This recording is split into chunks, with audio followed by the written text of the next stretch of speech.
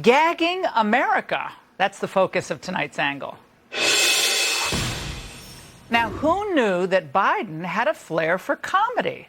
More than anything, we need to change the poisonous atmosphere in Washington. You know, we have strong disagreements, but we need to stop seeing each other as enemies. We need to talk to one another, listen to one another, work with one another. Well, he's right. Look, I mean, Biden's right, because the danger and the poison has been created by Joe Biden.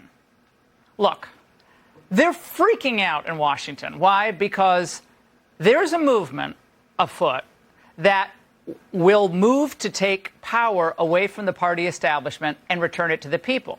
Now, this is the ultimate threat to the elites because, I mean, they're all used to running the show. They don't like being held accountable to anyone. So someone like Joe Biden, when Donald Trump's out there, no, they're not going to put up with that for 1 minute. But Donald Trump, he'll point out what's really at stake.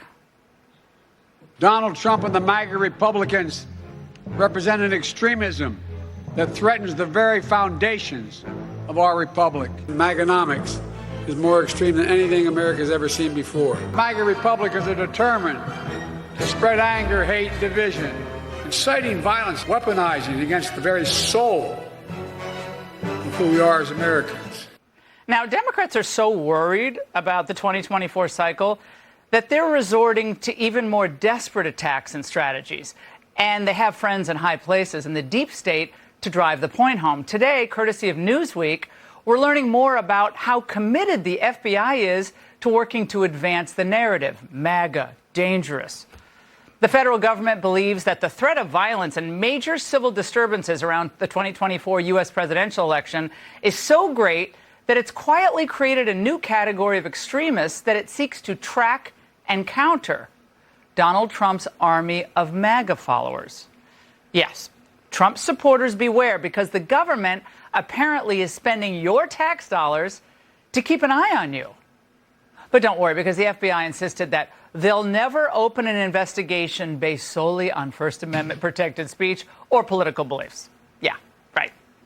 Look, we all know what's going on here. When Trump is speaking, the speech itself is dangerous.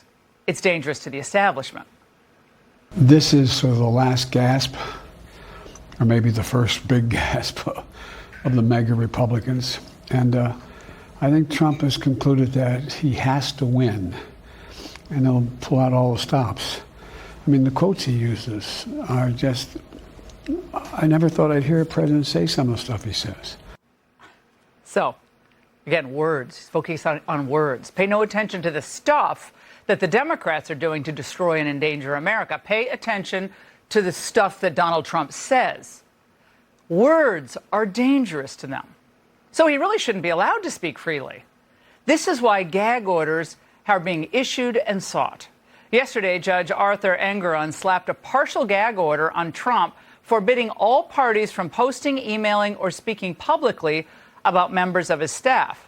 Trump had posted a pic of one of the judge's law clerks with Schumer and made a crack on Truth Social, I guess, about her being one of Schumer's girlfriends. Now, look, I think it was an unforced error by Trump's team. No reason to do that. But if it wasn't that, it would have been something else. The point is, Democrats are freaking out that they might lose power next year. And the only way they think they can win is if they keep Trump tied up in court, try to muzzle him, and then intimidate and target his supporters. I'd rather be right now in Iowa. I'd rather be in New Hampshire, South Carolina, or Ohio, or a lot of other places, but I'm stuck here because I have a corrupt attorney general that communicates with the DOJ in Washington to keep me nice and busy, because I'm leading Biden in the polls by a lot. Mr. Trump, why did you watch this is election interference. And to justify their assault on free expression, you should expect a lot of bluster about misinformation, disinformation, as we see with their constant attacks on Twitter since it was freed by Elon Musk. What about what Elon Musk has done to Twitter, lowering guardrails against misinformation? Does that contribute to it? Yeah, it does. Where do people get their news? They go on the internet. They go online. They go, and you have no notion whether it's true or not. Listen carefully to what they say. They hate what they cannot control. They see free speech and a free people as threats, not necessities. That's because people like the Bidens have always seen themselves as untouchable. They answer to no one. Their focus is and always has been on protecting their positions of power and wealth. Joe Biden only cares about enriching his own family. I care about enriching your family. We want protection in many ways, and we're going to stop the crime in our cities, and we're going to stop the crime in our country. And we're not going to be nice about it. We're not going to be nice about it.